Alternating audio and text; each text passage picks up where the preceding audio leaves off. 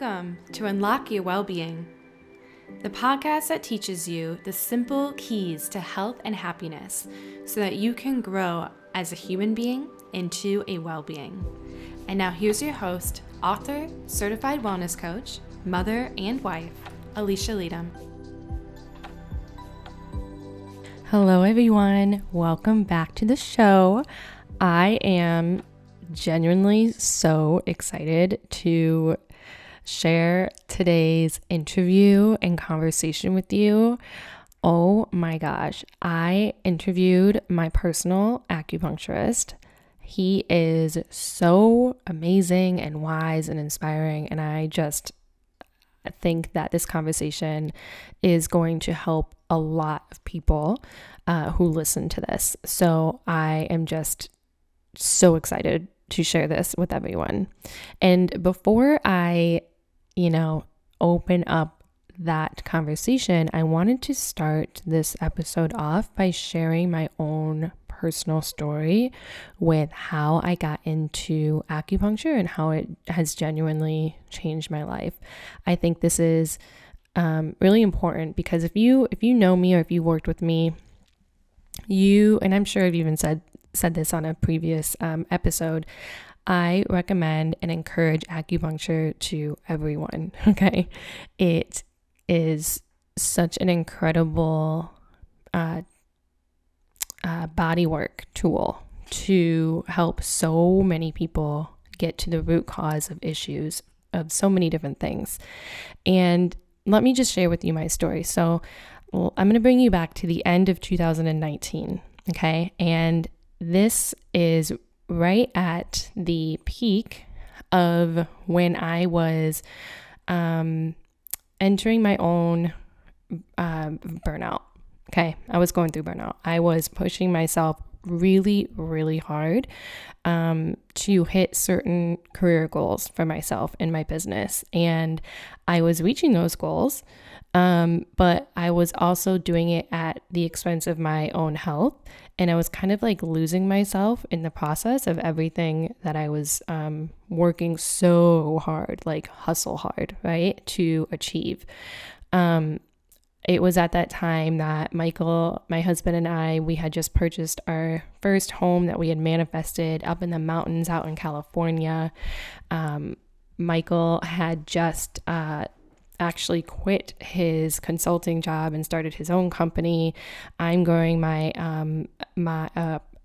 own business. At the time, I was really going into my retreat business side and like hosting more retreats and my courses. And anyway, it all kind of came to a head in December of 2019. I had just finished a very grueling, like 3 months of travel, like back-to-back travel. And we had just hosted family for Thanksgiving. Like right after that our family left, I had hosted a couple of VIP days for my clients at my house.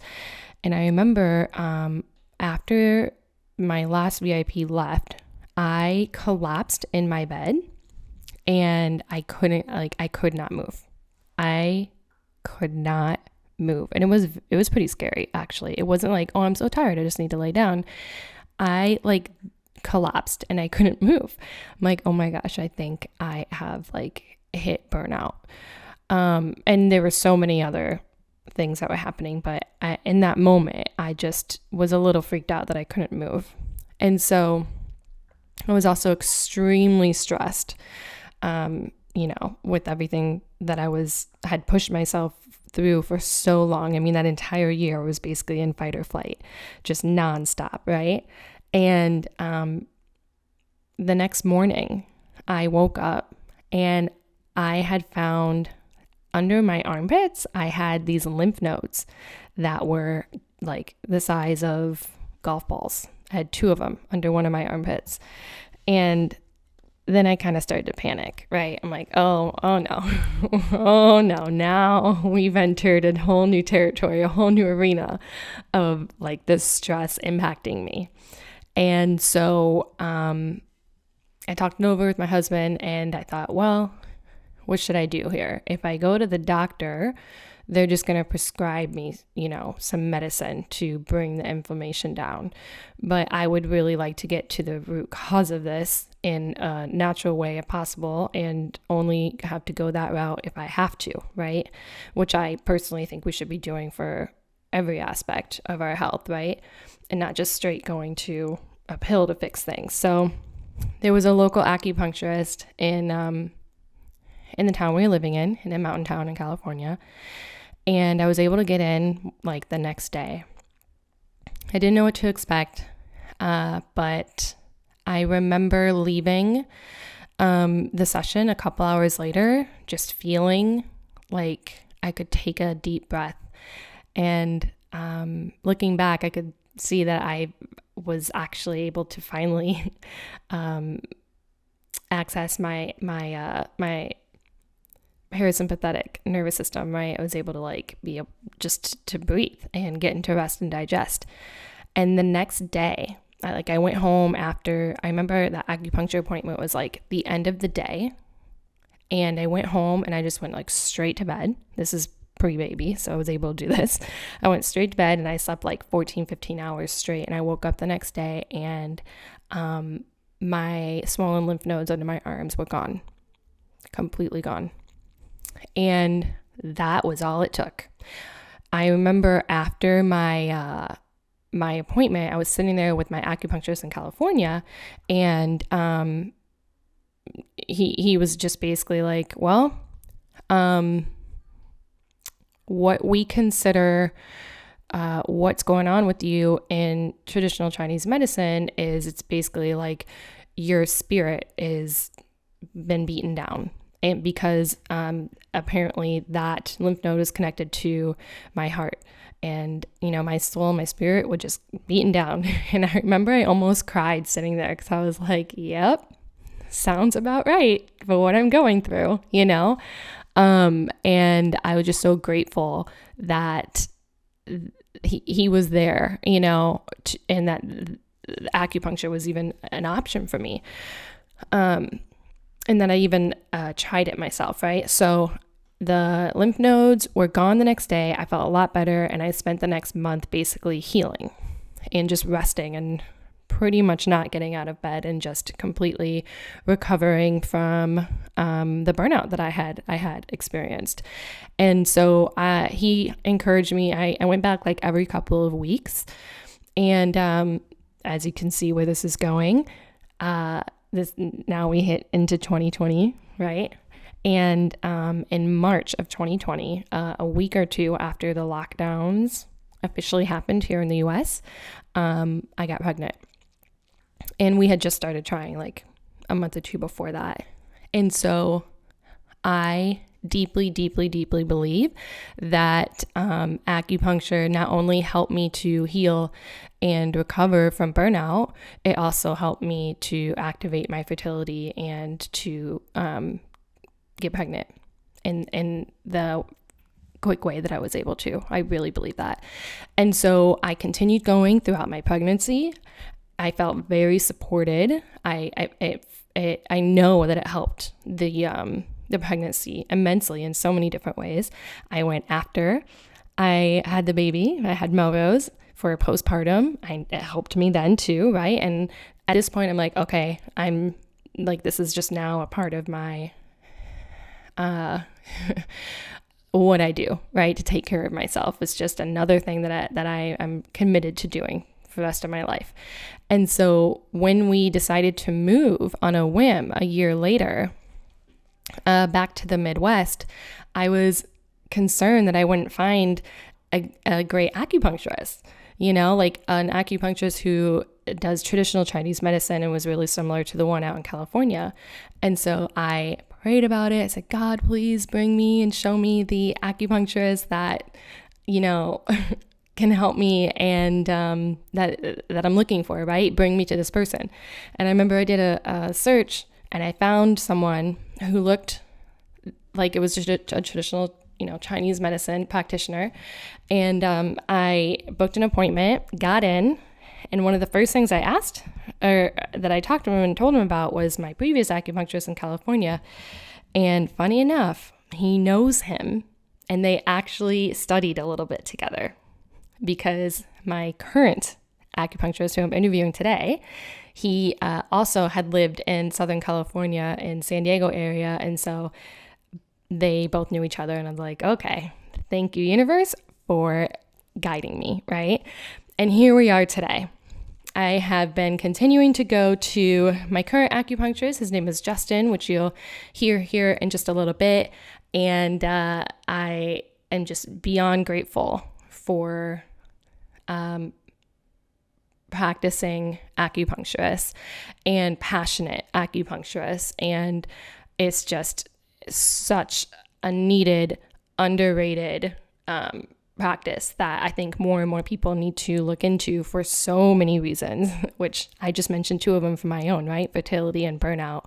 So if this sounds interesting to you, we talk a little bit about acupuncture and healing your spirit, healing your body, who it's for, what it looks like, what exactly happens when you're in an acupuncture appointment, what are they actually doing, how is it actually helping you, and physically and spiritually and mentally, and it's amazing. So I cannot wait for you guys to check this out. If you like this episode, please be sure to consider giving us a 5-star review for the show and leaving a written review. That would help us out a ton. Let's head on into the show. Thank you so much for being here, and I'll see you next time. Namaste. Okay, hello everyone. Welcome back to Unlock Your Wellbeing. I'm so excited for today's guest. I have been wanting to bring him on for a very long time. He is my personal acupuncturist, and both mine and my husband's actually. And he is just a wealth of wisdom and knowledge. Every time I go to a session with him, I leave not only feeling amazing physically, but we have such great conversations, and I just feel so uplifted by his perspective on everything with mind, body, health, and just so many different topics. So I'm so excited to have him on the show today to share more about what acupuncture is and how it can really help you, because you guys know how much I share and recommend acupuncture to so many of my clients. And there's a little bit of a hesitation. And so Justin is going to be sharing with us all of the ways that it can benefit you here in the show today. So welcome, Justin, to the show. Thank you very much for having me. Happy to be here. Awesome. So I want to just give everyone a little bit of a background on you and your story. Can you tell us a little bit about you and how you got into acupuncture?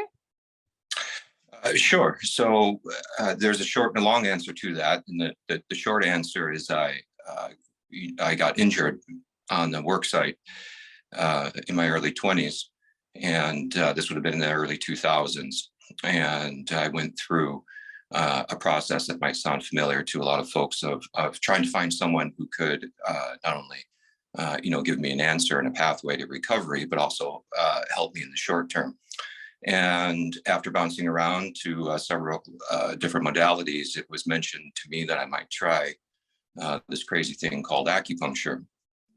And so I jumped onto the internet, looked around, and the closest place was in Chicago. There was a school there, Pacific College of Oriental Medicine, that had just opened up a branch in Chicago the year before. So I made the drive into Chicago and went through a series of treatments there. And, a number of other events happened after that would eventually lead me into acupuncture and Chinese medicine. But that was the initial introduction and experience with acupuncture. It helped me a great deal, to the point that it influenced me enough that at that point in my life that it felt like it was something that I was supposed to do myself. Amazing. So you had a personal injury. It helped you immensely to recover, and you realize that this can help a lot of other people, because I like that you said this crazy thing of acupuncture. Why do you think so many people are hesitant or are not just unsure of what it is? And can you share with us what it is? Sure. So I would sort of frame that in really 2 different vectors. One being that they're unfamiliar with sort of the thought model that is the backdrop, of course, for acupuncture and Chinese medicine. What we would say is we've all heard of yin yang, but yin yang thinking, is a way of is a paradigm model. It's a mental model, and we just come from a different mental model, and so it looks different to us for that reason. And then, secondly, I would say is because it doesn't seem logical that getting stuck with needles, especially, there's very little mass in these needles. They're quite tiny, so how could that provoke a physiological response at all? And how could that provoke, a controlled beneficial healing response? And that's why I say I understand, with those who've not had experience with Chinese medicine and acupuncture before, it's okay to be skeptical, but then at the same time, I say, we really one can't intelligently talk about acupuncture unless they had it. And you yourself, having had acupuncture, we've talked about that before. A chi response in particular is something that one really has to experience, for us to be able to, discuss it, rationally. And so it's really those two, different sets, the thought model being different, and then also at the same time, the practical side of it does seem, a break in what we would typically associate with medical practice. Right. So can you walk me through how it actually helps you? Right. So I come into a session, I sit down. What exactly, walk me through the whole process of, if this is someone's first appointment, what would they go through and what's actually happening? So, the initial portion of it would be familiar to a lot of folks in its, general framework, where you're going to come in. You would have filled out medical paperwork. We do an intake, a medical intake. What might be different there in my medical intake versus, standard of care is that there's a lot of questioning that goes on. So it can be rather extensive. So then when we get to the treatment portion, typically what happens, you're going to find variances among different practitioners, of course, but in my practice, I typically am going to start a patient on their back. We insert the needles, and they lay there for a time. Then I come back, flip over, and then we'll needle the other side. So the needles themselves, the needling process, sounds like it would be, uncomfortable, but, as a lot of acupuncture patients find out, it's not nearly what we would conceive it to be before going through the process. The needles are quite small. Most of the needles that I use are 0.16 or 0.18 millimeters in diameter. And typically what we do is we'll insert points on the head, on the body, on the limbs at various locations. And the needling can be fairly light, or it can be, a little bit stronger depending on what we're doing. But that's pretty much, the basic process of it. And then of course we'll find variations depending on who I'm treating, what I'm treating, and the context surrounding that. So what acupuncture is going to be doing, we could describe in various different languages. Of course, we could use the language of and thought model of Chinese medicine, and then also, Western physiology and biochemistry. So, of course, in Chinese medicine, what we're doing is we are promoting the proper circulation of physiology in the body, of the various physiological components. Okay, and we would say that's two broad basic categories. That's going to be qi and blood. And it's this idea that all physiology is undergoing a constant process. Okay, so they define the body in terms of processes over constituents. And their goal is to have correct circulation in the body, what we call a 50-fold cycle. So it's this idea that the body is going through physiological processes throughout the day, what we might label circadian rhythms, and those have to be not only properly timed, but properly located within the body. And so qi flow and blood flow within the body need to be timely and harmonious for one to be healthy, for one to be happy, for one to be content. And acupuncture, in a nutshell, is designed to restore that proper timing and placement of those physiological processes. Now, in terms of Western physiology, we could point to quite a few things that are going on. Of course, as I say to my patients, acupuncture induces a meditative-like state when we're doing it properly. As you're well aware, you lay on the table, we start the needling, and it does induce a parasympathetic state. And that is a very important mechanism of Chinese medicine. You know, whether we're treating pain and prepping the body to go into a healing response, or we're breaking runaway inflammatory responses, or we are breaking neurofeedback loops, we, at the fundamental level, are acting on the parasympathetic nervous system, in addition, of course, to the stress axis as well, the gut, the brain, and the skin. And there's going to be, so the brain lights up, of course. Your endocrine system is going to respond. Your immune system is most definitely going to respond. It takes getting stuck with needles in the skin quite seriously, of course. And we're triggering all kinds of mast cells, especially histamine, heparin, that are hanging out in the skin. And this is why, with my patients, as you know, one of the signs that a patient is responding on the table, in addition to dropping into a parasympathetic state, is that their stomach starts to rumble. Of course, in Chinese medicine, acupuncture is said to unblock the stomach qi as one of its primary functions. And of course, that's easily observable in, in a clinical setting where the treatment's going correctly.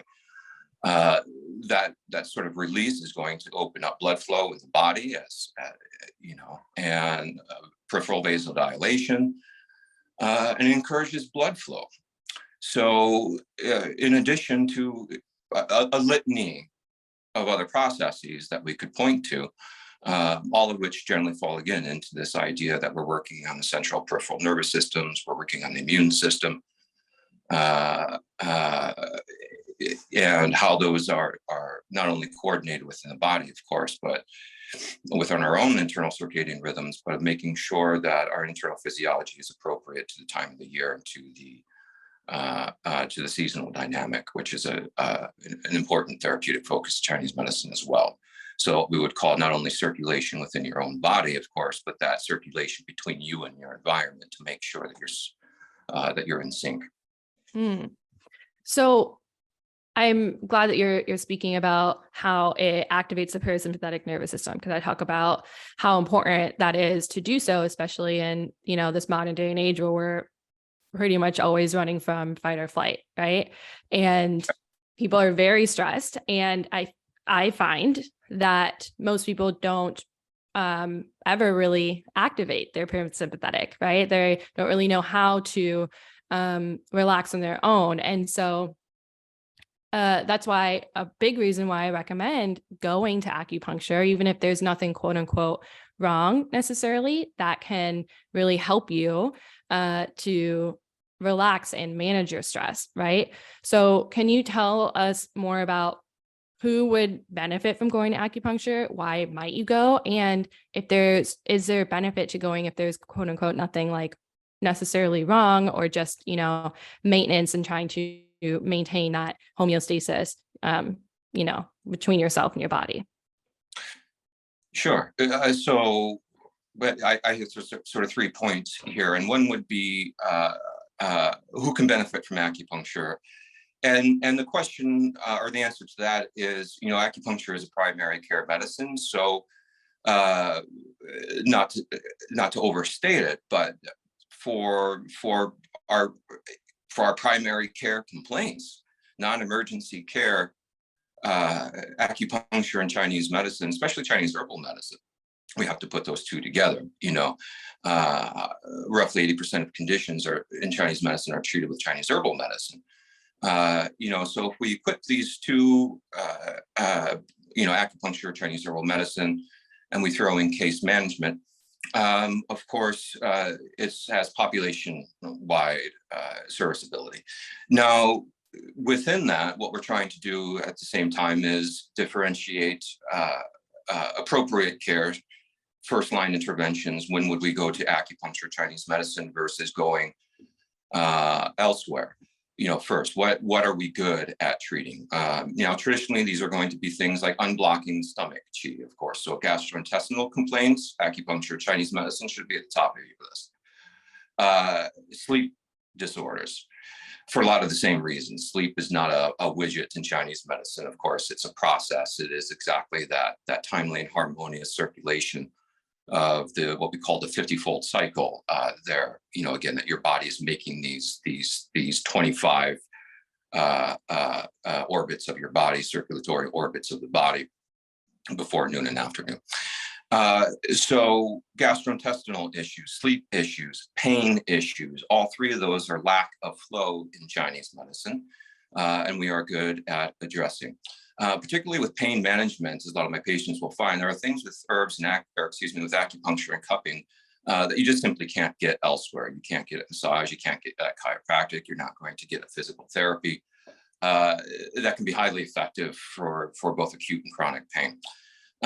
Now, we could easily expand this into women's health, which was my specialty in school, and really put Chinese medicine on the map 25 odd years ago, is Chinese medicine's ability to address a wide range of women's health conditions, both from, we could say, dysmenorrhea all the way through obstetrics and then post-obstetric care and pediatrics. Pediatrics is another field that we excel in. Children need little prompting generally, and acupuncture and herbs, highly effective. And that will go through all the way through the teen years, as I have found that they take to the treatment well. They enjoy the benefits of it. And then we could jump, further on into endocrine disorders, of course, autoimmune disorders, cognitive disorders for acupuncture's ability to work on that vagus nerve, to work on brain waves, to work on neurotransmitters, reducing inflammation, reducing oxidation. And then I would lump that, follow into this last category, of course. Meta-inflammation or chronic inflammation is a huge issue, as we've discussed many times. It's at the core to a lot of what's ailing our current population. Meta-inflammation has been on the radar, especially since COVID. Of course, COVID causing significant rapid proliferation of inflammation and oxidative damage as a result. So inflammation lies at the beginning of cancer. Inflammation lies at the beginning of diabetes. Inflammation lies at the beginning of Alzheimer's, dementia, heart disease, kidney disease, the things that our population are struggling with mightily. And we know for certain that acupuncture reduces inflammatory interleukins, principally interleukin-6, which is hugely, impactful in the body in a wide range of conditions that I just mentioned. So anything that's going to be dealing with chronic inflammatory load, acupuncture should be on the menu for addressing that. For runaway fight or flight responses, acupuncture does things that we don't see anything else do, hence me working in hospitals using auricular acupuncture to break fight or flight responses in patients coming out of the ICU post cardiac surgery because they can't get their heart rate down. And that's the number one thing keeping ICU patients in the ICU. So what you said is correct. Most of the population is walking around in a state of depression or anxiety right now, 3/4, arguably. Stress is off the charts, anger is off the charts, circadian dysrhythmia, chronic inflammation. These are all issues that I deal with and treat with my patients on a daily basis. They're applicable in a wide range of conditions, like I mentioned. And so that's why I think it should be on the radar, for your listeners in general. And so hopefully that's not too broad, to where I would say everyone can benefit from acupuncture, but it is close to that. But we will find very specific use cases, of course, and then for its ability to work with those. So let's say that you don't have an active disease going on, you don't have a broken leg. Let's say, hypothetically speaking, that you are sleeping perfectly, your digestion is working perfectly, your bowels are perfect, your stress management is perfect, and you're exercising for 30 minutes twice a day, 3 days a week. I would still come and get acupuncture because we're flooded by vectors of circadian dysrhythmia in our environment. Incorrect lighting, incorrect timing, incorrect eating schedules, incorrect sleeping schedules, being surrounded by people who are stressed, airborne vectors of inflammation, foodborne vectors of inflammation. So the odds are quite high that you're not perfectly well. And even if you are quite well, I do advise taking efforts to stay that way, of course. But then one of the things that acupuncture does that I can think of no other thing doing quite specifically is attuning each of our immune systems to the specific needs of the current environmental condition. And that's important to remember, that your immune system can't remember all the formations that it could or should remember in order to fight infections. It can't do it. It requires too much energy. And it actually has to balance its caloric output, its thermodynamic output, at both preserving immunomemory and being adaptive. And so this is, again, what we've talked about. When you get acupuncture, even if it's on a monthly basis, it is helping to keep your immunoproteins specific to the microdynamics of your environment, which shift on a daily, monthly, seasonal, and yearly basis. And not doing that is not going to show up like a baseball bat smacking you in the leg and telling you that it's a problem. What will happen is, if you're constantly out of sync with the environment, it requires more energy for you literally just to live and maintain your immune system. And that's going to lead to ailments, shorter life. And so acupuncture, that's why I value it greatly. We can take and deal with acute issues, such as I'm bringing my son in to deal with carpal tunnel. We treat that, and then we graduate to case management, what we call yang shen, which is teaching how to do some of these basic functions, such as what I said. How do I maintain an efficient life is really a big part of not only the therapeutic goal, of course, but the thought model that we've talked about. That is yin-yang thinking. How do I flow downhill effortlessly through life? How do I move through life? Is the backdrop that we engage as well. Amazing. I could just keep listening to you. I love it. So that's really, really helpful. And I feel like you touched on a lot of really important parts of how really it is beneficial for everyone, whether you have something acute going on or not. And I think that you gave a really great description of how it is really beneficial and helpful for you.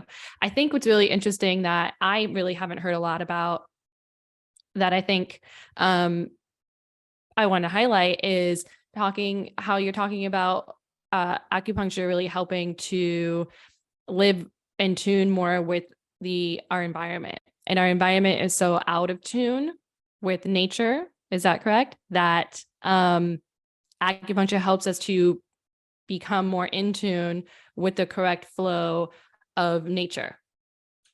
Precisely. That is, there's a lot unseen that's not on our active radar. Okay, so I would point out in the environment, not only is the microenvironment, literally like microorganisms floating around in the air, they change on a minute by minute, hour by hour basis, responding literally to the photo wavelength of the sun and the temperature in the air. We have seasonal wind cycles on a local and global level. So, the environment is constantly shifting. It is constantly circulating, but it's not shifting and circulating all over the board. It's not complete chaos. It's not randomness. There is orderliness. It's spring, summer, fall, and winter. And so, case in point is that is exactly what you said. Is our environment is constantly shifting. There's too many combinations out there for our bodies to possibly remember. So it has these feedback mechanisms, including absorption through the gut, for example. This is one of my favorite topics to study, is the fact that we have viruses, bacteriophages, raining down from the sky on our heads, on our houses, on our food, and our bodies suck them up through our guts like a dipstick, trying to measure what's going on out there so it can stay ahead. I mean, that's really is the big point right there. And so, yes, to answer your point, circadian dysrhythmia, as they like to say, has been put into the spotlight due to COVID, due to COVID's relationship to inflammation. And what they're saying now is that, yes, indeed, chronic circadian dysrhythmia is probably the principal driver of chronic inflammation in our population. So everything that we do here, not just with the acupuncture, but with the way that, again, that we move through our day, the way that we move through our environment, how do we do so to make sure that we're in tune with these multi-vector processes that are shifting in the environment? And if you listen to some of my colleagues on the other aisle, medical doctors, the ones who are in the know are going to tell you the same thing. You need to have sunlight in the morning hit your eyeballs. You need to have it hit your eyeballs at night, when the sun's going down. The wavelengths that you're exposed to do matter, and you have photoreceptors all throughout your body, not just in your eyes. When you eat is hugely important driver for your rhythm, right? When you sleep is another principal driver of these types of things. So that's really where we come back into it, is trying to bring our attention to the fact that your body is changing immunoproteins on the hour. The environment outside is changing constantly. And the two of you need to have a reciprocal dynamic to where you are in communication. That's key. That really is, one of the fundamental, goals, therapeutic goals of Chinese medicine. I love it. So, when someone comes in to a session with you, how do you know which pressure points that you are going to be putting the needle in? Like, how do you determine what that is for them? Sure. So part of the process is we do, so we'll conduct an intake, a medical intake, just as we're all familiar with. That part largely looks the same, if not more expansive than what we're used to. Now, when it comes to interpreting the data points is where we start to diverge, because we go into what we call categorical thinking and yin-yang thinking. Of course, so we're less focused on widgets or things as we are processes. And so what we're looking for when we gather our data points is pattern identification. We're looking for a pattern to emerge. And from that pattern differential, so let's just take an example of heart qi deficiency, let's just say. And so in conducting the intake, I find that they have issues with working memory. I find that they have issues with being easily startled. I find that they have issues with anxiety, quite likely. Let's say perhaps falling to sleep at night, or overthinking, or even sweats at night, things like this. But I don't mean to cut you off, but I want to say this before we forget, before I forget to mention it, is when you're saying the intake form, like, we actually sit down and have a long conversation about, how I've been doing, my mindset, my physical body, my sleep, my digestion, all of those things. So if you haven't been to an appointment before, this is the conversations that your acupuncturist ask are more in depth, very likely, than any other, medical professional that you would go to, because they're looking at you from the whole self, the whole body, and your lifestyle, right? And so they're taking all of that into account, so that when he's doing this analysis, like he's explaining right now, then he knows what to go in, because where to go in with the needles to readjust the imbalance of the chi to bring you back into balance, right? That's precisely it. And so what follows from, it's just the same as if you said, I look at the data says I have a headache, and the action that follows from that is taking anti-headache medicine. It's the same thing. We come in, we do a pattern differential, we do a diagnostic, and the treatment principle must match the diagnostic. And so if you think someone has heart chi deficiency, then you need to be needling points that restore that heart chi dynamic. And of course, how that dynamic is off is multivariant. But then to go back to what you said, is the questioning is generally speaking, unless you go to a medical doctor in private practice, far more extensive. And in my line of questioning, we focus on what I call, the three pillars of health: eating, sleeping, and pooping. If those are all going perfectly, chances are quite good that your health is quite good. And then I relate that, as we've talked about again, right, to blood sugar regulation is one of these sort of key pivots, keystone principles in the body. So we do go through an extensive line of questioning, but it's also built on two different, what I think are important things to point out in Chinese, thought model, is that one, if you're going to go into a situation and try to change it, the first thing that you need to do is inquire about what's going on there at that location, i.e., you need to get to know local customs. And so if I'm going to be working with a patient, I need to get to know that patient's mentality and their preferences. This is stated forthright in the Ling Shu. And that's an alien model largely in Western medicine. So you're saying that you want to look at what the root cause is and why you've gotten to this point, instead of, like you just said, oh, I have a headache, let me take something for that headache. You would go in and say, why do we have this headache? Where is this coming from? And acupuncture can help to address the root cause of that to prevent them from coming back necessarily. Yeah, and root branch structuralism is one of the defining, in fact, thought models of the Huangdi Neijing Ling Shu. Root and branch specifically, but you just said, what has become associated almost by default with holistic thinking was explicated by our medical text there, and it was revolutionary for their time. So it has been influential upon the society ever since.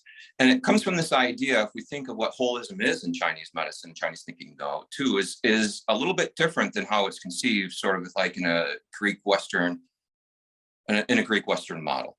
It's important to understand that, yin and yang converge together to drive materialization. So they combine to make both the processes that give rise to matter, and they are matter, at the same time. And holism in our model here, and this is why, again, it goes back to what you said, is that there are two things that I'm looking at. I'm looking at you as a totality, you as a total thing, which we could look at as, let's say, visualize that, if I were teaching emanation theory, visualize that as a blank piece of paper. And then we have all these, that's our experience as a unified body. And then we have all these constituent parts within our body, foci, we could say, that are not happening all at once in all ways that they could. It would be like thinking that everything that's going to grow in my garden is growing there right now and will forever be there static. That's not the way that it works. So for them, holism is this idea, and actually quite specifically the heart, creates that blank sheet of paper, the whole, upon which all the different constituents of your body, so let's say like a bunch of little grains of sand that we drop onto that paper, or whatever widgets you want to drop onto that paper, and those elements are constantly cycling. They're constantly circulating. So think of it as this way.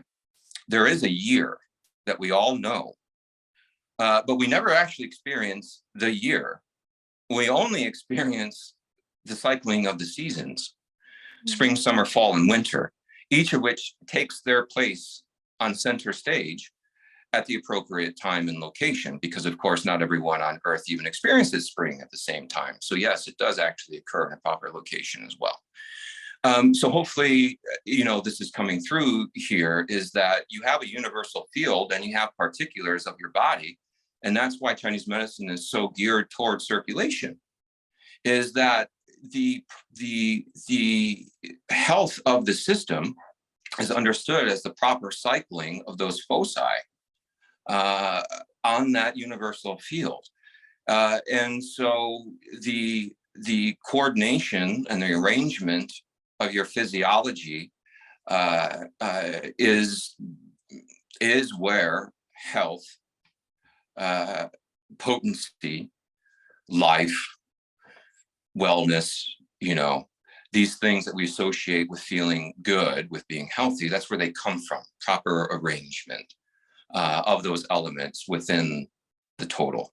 And so it might sound like a trite distinction, but actually does lead to some really critical divergences in paradigm view, but then also therapeutic view, and goes back to what we said. Why in the heck would I get treatment on an ongoing basis if I'm at 100% health? And it's to understand, like what we've talked about, even leadership, right? Is that this is never something you arrive at.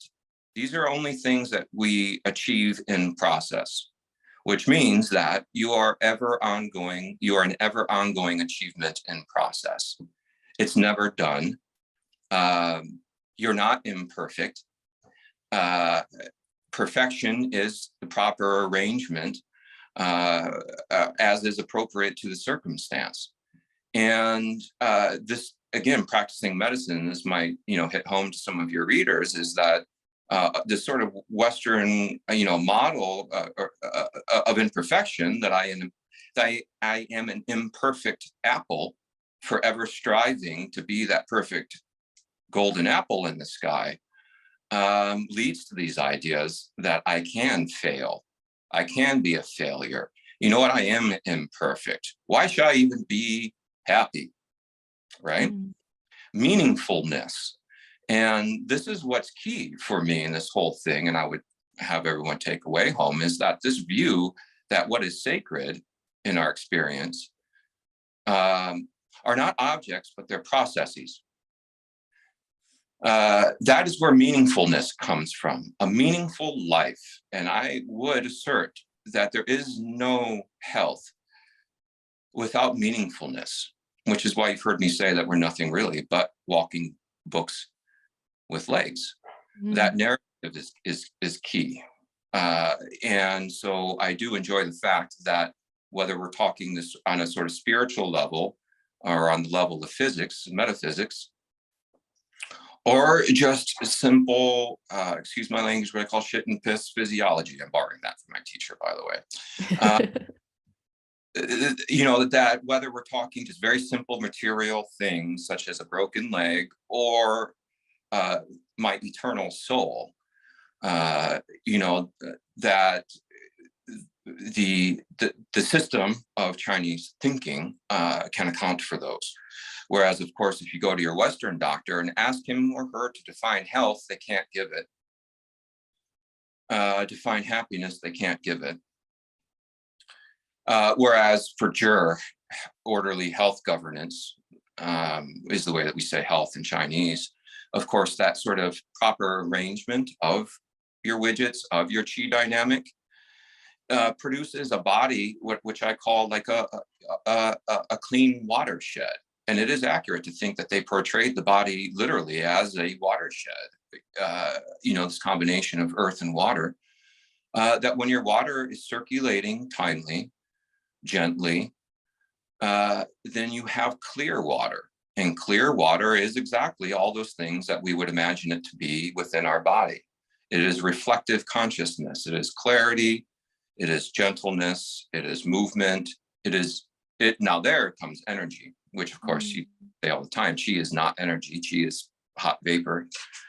And energy comes from the movement of water. Okay, so that potentiation.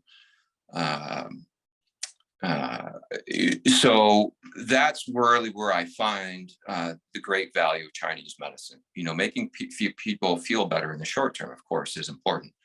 But what I think that you and your husband and my patient base, obviously myself as well, really resonate with, of course, are these thought models that lie behind it, and sort of this deep truth that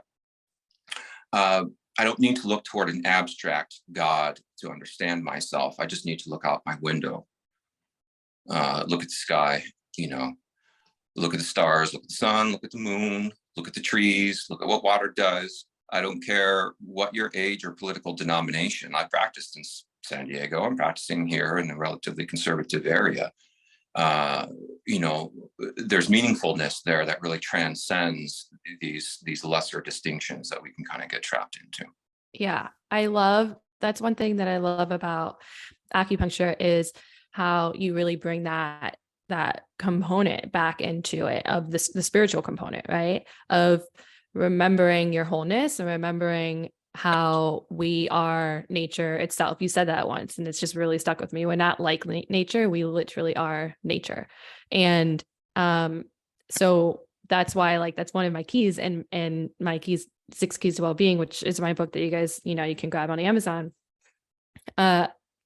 Having that connection and that relationship with nature is really a component to accessing your soul, accessing that contentment, accessing that happiness, because it's a part of you. And I feel like our modern lives disconnect us from it so much, so that we're not looking at the sun in the morning, we're not looking at the sun at night, we're not even really connected to the seasons. We don't like the seasons. We think, oh, winter's here now, and now I have to be sad for the next few months. And it's just, we've lost this connection to that. And I think acupuncture is one tool that helps me, at least, and my clients that I recommend it to reconnect to that truth, that, like you said, we are nature itself.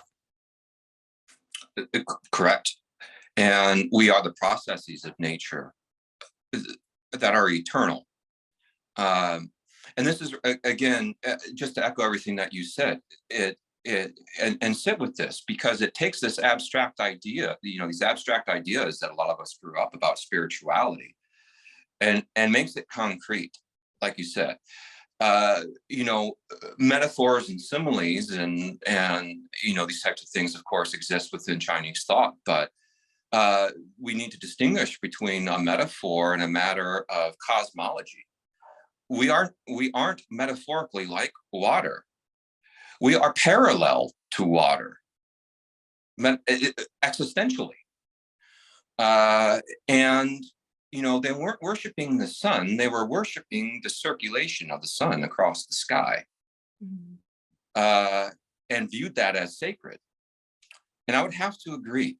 There is something that seems eternally true about the idea that heat always rises and water always descends. And I don't need a priest to teach me that. I can observe it. When we look at nature, we see these, and this is where they'll say that Taoism, one of the reasons that it took to heart in Chinese culture is that it answered the question of what the heck happens after I die. That's what everyone wants to know. That's where I say is that the key to health is knowing how to suffer. And if you want to know how to suffer with grace, you must answer the question of what happens to your eternal soul, if there is such a thing.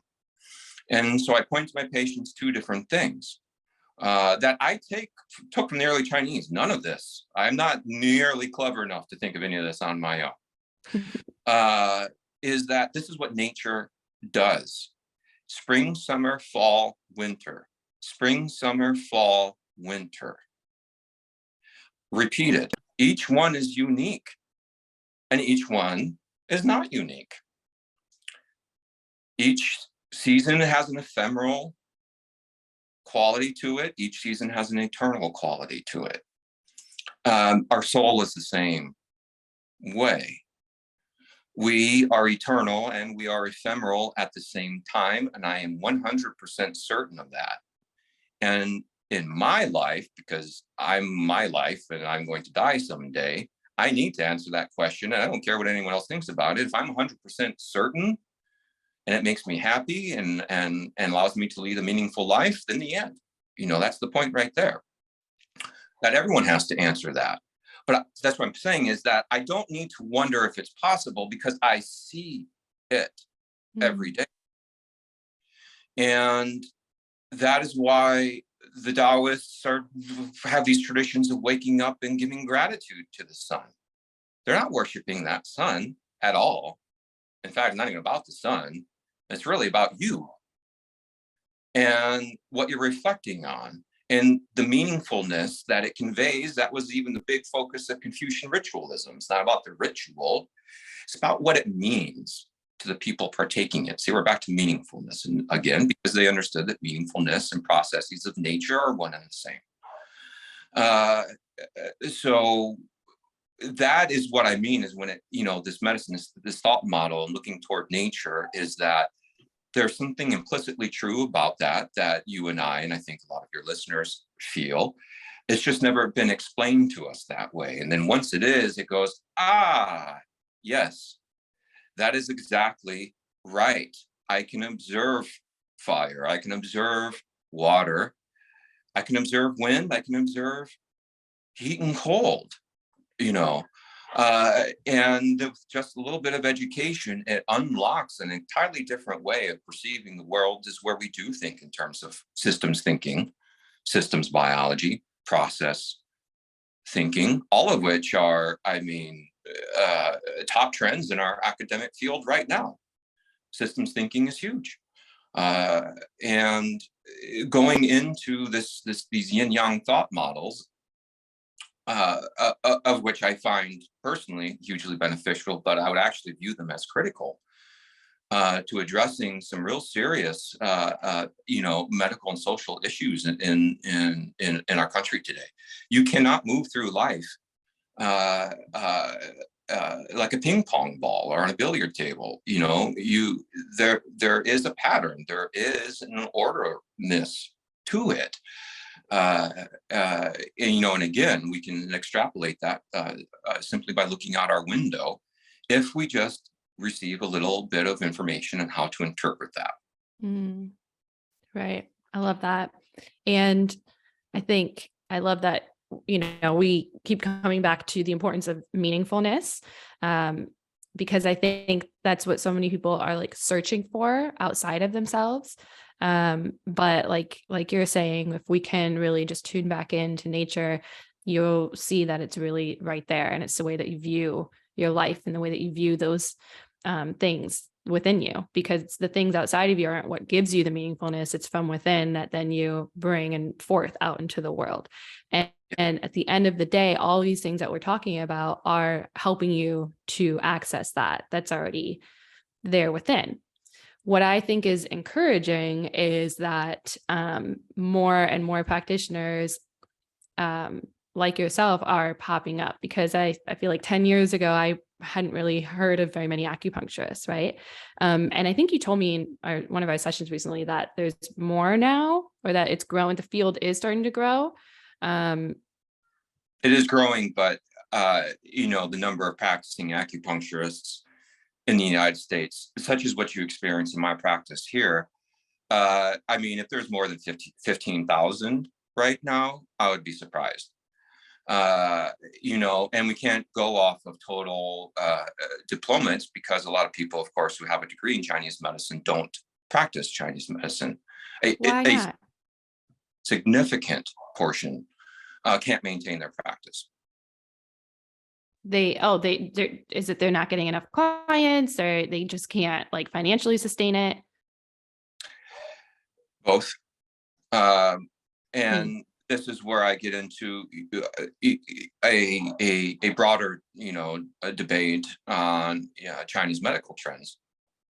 How there's a revival that I partake in, along with my colleagues, into what we might term as classical Chinese medicine versus traditional Chinese medicine, and why those may or may not be different.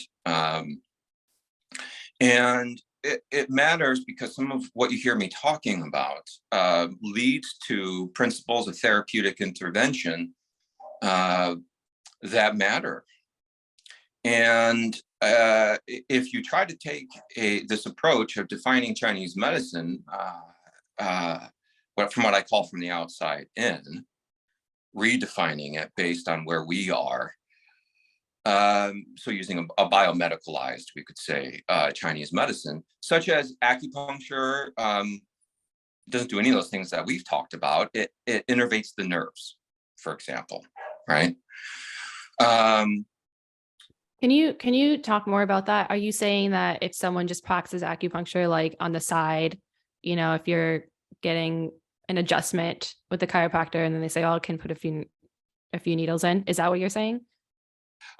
Yeah, first off, just don't ever get acupuncture from someone who doesn't have at least a 4-year medical license. Don't get acupuncture from chiropractors. They have no business doing acupuncture. Physical therapists have no business doing acupuncture. Dry needling should be avoided and condemned. And your patients should know the difference between those things. Now, even if you do go to, let's say, someone who has a 4-year license or other,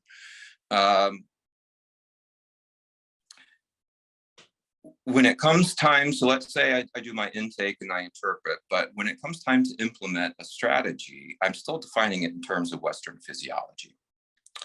I'm not thinking of qi flow, or I don't even really know what that means. I'm not thinking in terms of arrangement. I'm not thinking in any classical terms really whatsoever. Someone has diabetes, so I have my diabetes protocol and I give my diabetes herbs, something like that. And that's not how it goes. And the problem that I'm speaking of is largely due to the educational models that are failing in our profession in this country. They're not teaching how to think in terms of yin-yang thinking. And it leads to a sort of biomedicalized model of the body that leads to poor performance, just as a case in point. And as I tell my students, if you're not practicing herbs, your ability to support yourself in private practice is probably not going to happen. You're not dynamic enough. You can't treat enough things. And they don't push herbs there. But then two is that, if we're just, again, sticking needles in and just this very simple thing, if you don't evoke a qi response, which took me 8 years in practice to even begin to start to develop, your therapeutic efficacy is going to be very low.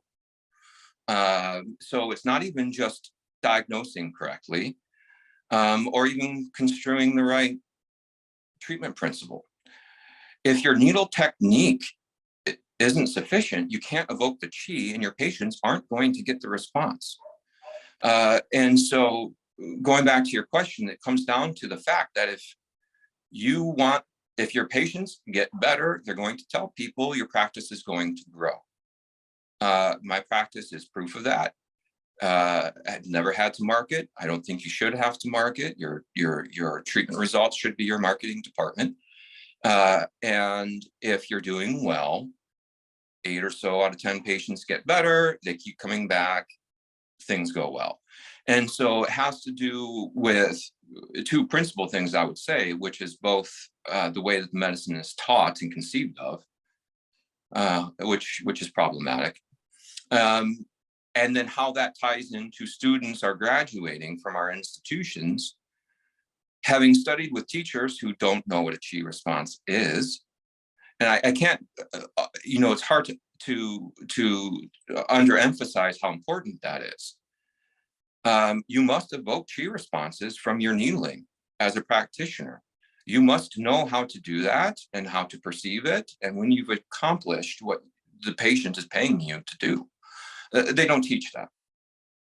And so hence we're leading into, a situation, as we would expect, is that patients just simply aren't getting better, so they're not coming back.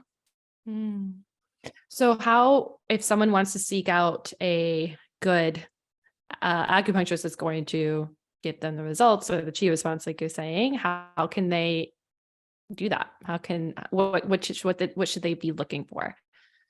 So it would be a similar process as if I were recommending to folks on the Western medical side of things. Is we would look for pedigree. So we would look at, where did they go to school? What's their education? What's their training? What's their experience on paper? And then from there, you simply have to make contact with that professional and try it. You've got to meet them. You've got to get a treatment, because what you're going to, ascertain in person is that practitioner's wisdom and that practitioner's ability to be technically skilled, i.e. getting a chi response. So it's the same way I hire workers on my house, is I will investigate them, figure out which ones seem to have the best, portfolio on paper, we could say. And then I'm going to analyze examples of their work, so I can see myself, are they technically proficient, and get that experience. So it's going to be the same thing. And so, in helping patients try to find other practitioners, that's exactly what we'll go through. And then they might go up, and it might take them 1 or 2 or 3 different, practitioners before they find someone that clicks. Mm-hmm. Especially when we're doing Chinese medicine, as you might, your listeners might have guessed so far, there's a higher degree of intimacy. There's a higher degree, like, I actually remember you, I know you, like that. And so it's what I call the Cinderella effect, is that I'm not going to be able to treat everyone. And some of that has to do with differences between me and that person. And so that's where, beyond a certain point, you just really have to go and experience. But it's hard to do that unless you've had a good experience by which to compare against. And I mean, right there, that's a big part of the trouble, is that, of course, we don't know what acupuncture and yin yang thinking are. So how do we go about evaluating, the quality, of that service when we're receiving it? Right. Yeah. I mean, not the only, but I have heard of people saying, oh, I tried it, if I recommend it for whatever reason, pretty much anything. And they say, oh, I tried it, but it didn't really do anything. And I would ask, well, where did you go? Oh, I was, at this holistic center, and they happened to have someone there who could do it. Or it was on my my chiropractor table. And I said, no, you need to seek out like a legit traditional Chinese medicine acupuncturist, right? And they say, well, how do I find that? And so I think that you just helped us with that. Well, first of all, we know there aren't a ton. What you said, about 15,000 practicing in the US. Mm-hmm. Okay. Probably. Okay. Mm-hmm. So, but really looking for that traditional Chinese medicine title, essentially. Right. And, I think it's important in this country, practicing in this country, that your practitioner is bilingual in Western medicine and Chinese medicine, both. Mm-hmm. I mean, those are 2 pillars. There's nothing wrong with either necessarily, they're just different and used to address different things. So there's no problem being fluent in both of those. And in my questioning and in my thought process, you hear me touch on both of those. Would you like me to explain it in terms of, biochemistry, or would you like me to explain it in terms of chi dynamic? I can do both. The difference is now when it comes time to actually treat the patient, am I needling you to work on histamine, or am I needling you to correct your chi dynamic, and histamine is a part of that process? Let's just say, as an example. You see what I mean? Mm-hmm. A lot of practitioners think start to finish in terms of the way that you and I and our listeners have been taught to think of the human body by going to grade school and middle school and to college. And if you can't break out of that thought model in my profession, it will trap you within it and you will suffer as a result. There's just no question about it. So when, your patients come in, they should really look and kind of see, is that practitioner, constructing my treatment process in terms of Chinese medicine? Are they talking to me about qi dynamic? Do they know what it is? Are they talking about any of these things that have come up on this podcast? Or are they not talking to me at all? Maybe they're running 6 tables and you only get 30 minutes. That's pretty darn common. I mean, American specialty health insurance companies paying practitioners, I don't know, $41 or $42 a treatment right now, less than a haircut. What kind of treatment? It's not sustainable. Yeah, well, no. And why would you? Right. But to be fair, if we were to go over to, Taiwan or something like that, you might only get a 15-minute treatment there as well. Okay, so it's not as if there is a utopia of Chinese medicine being practiced. And so it's unfortunate that there is a great deal of variation within our profession right now. That is a disadvantage. It's a disadvantage for the practitioner in that community, of course, because they're not getting the correct training.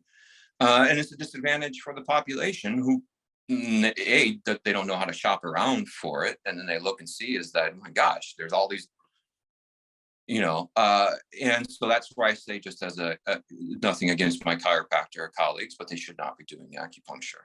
They should be doing bone setting. And I could go down the line with physical therapists and, that type of thing. And so, but then even, getting into my own profession here as well, that if you're not evoking a qi response with your needling and you don't know how to do that, that is going to be a problem. Your treatment results are going to suffer. And that's exactly what you said. I mean, it's really common for me, especially here in Hanover. Not that it wasn't common in San Diego too, but folks will come in and like, yeah, I've been to some, it didn't do anything for me.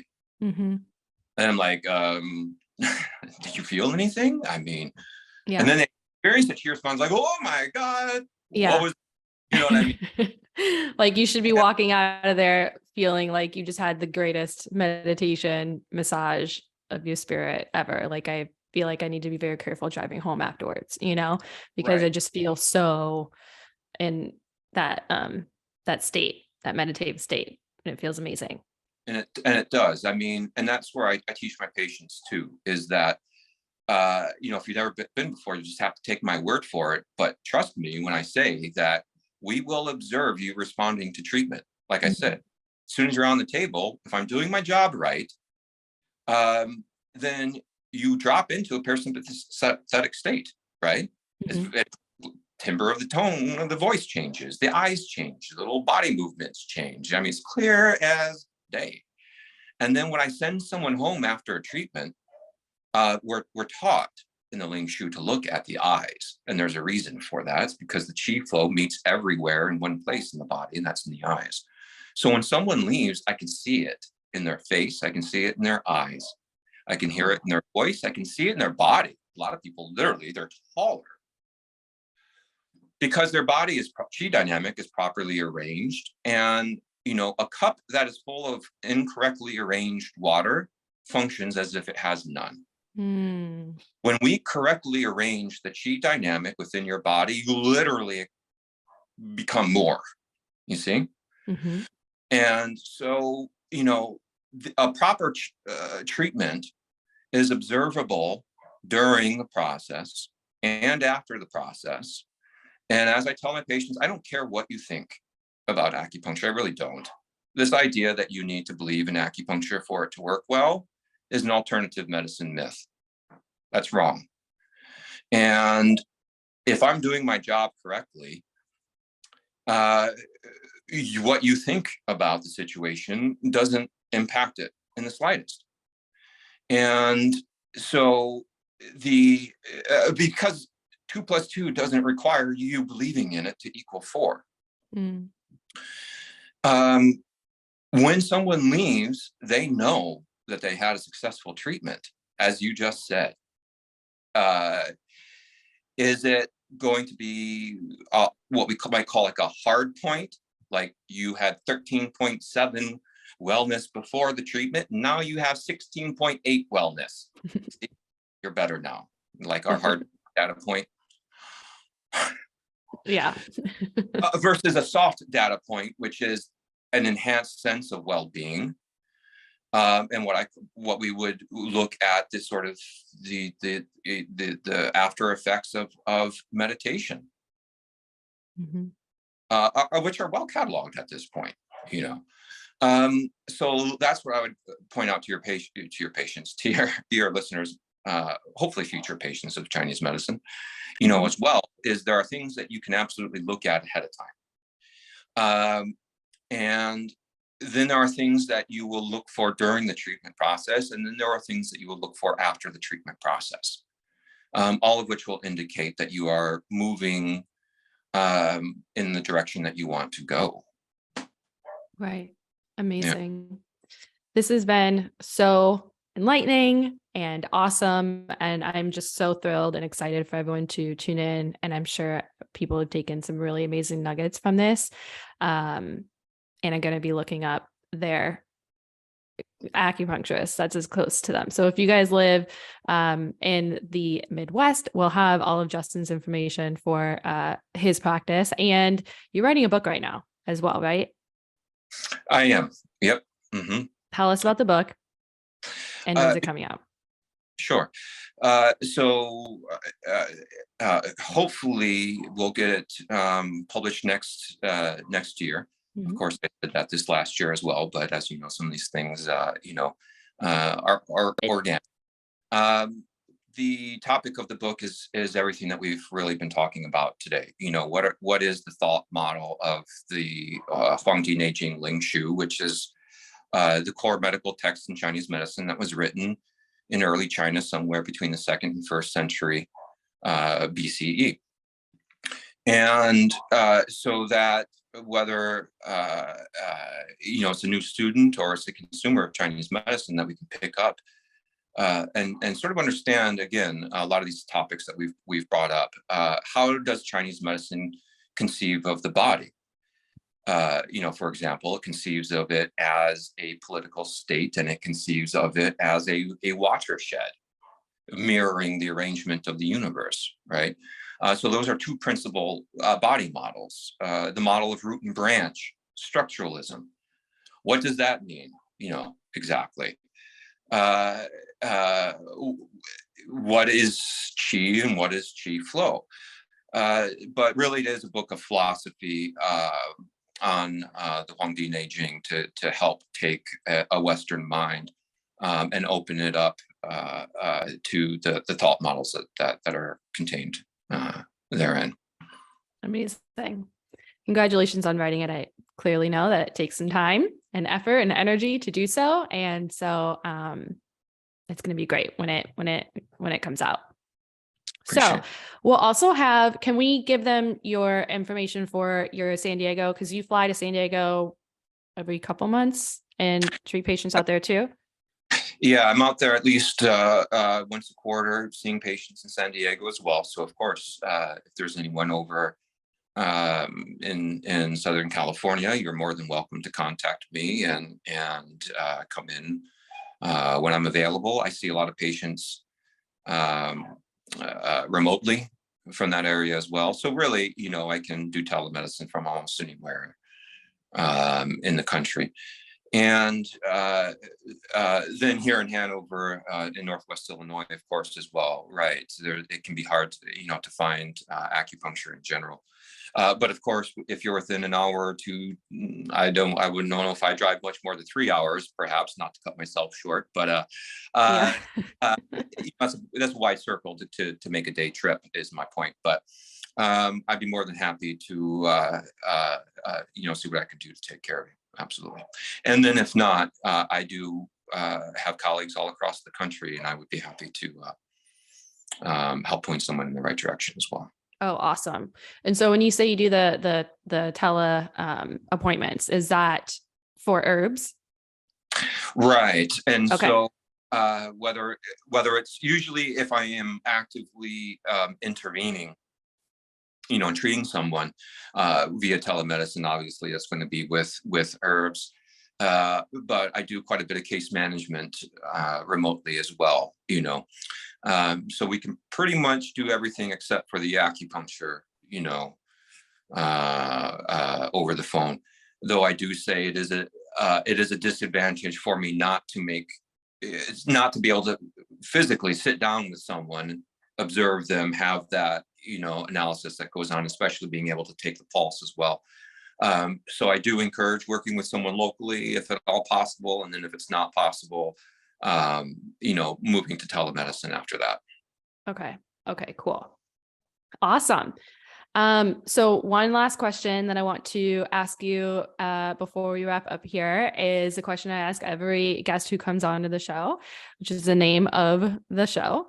How do you unlock your own well-being?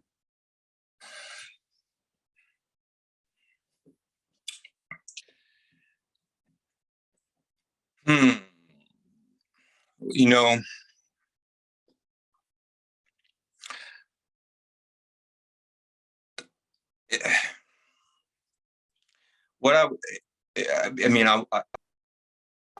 I want to say, I try to observe and reflect upon nature, but I'm not sure if that's going to sort of convey, what I'm trying to convey here. I think, the big thing is to follow your heart, to demand a meaningful, existence, but to lead a patterned day-to-day life. I do take it very seriously to, this idea of modeling after, after nature. And so I try to take its cue of being 80% regular with what I do, trying to be 20% adaptable with what I do, looking with an eye toward that which is different, looking with an eye toward that which is the same. So, I would say it's having adopted a process thinking mentality, a yin yang mentality. And because the processes of nature, I do believe, are eternal, and I do believe that they're sacred. And how, these ideas of meaningfulness convey directly over in the Chinese medical model, literally into wellness, right? They're indivisible. Mm-hmm. It's not, it's not as if you can lead a meaningful life and then not be well to a certain extent.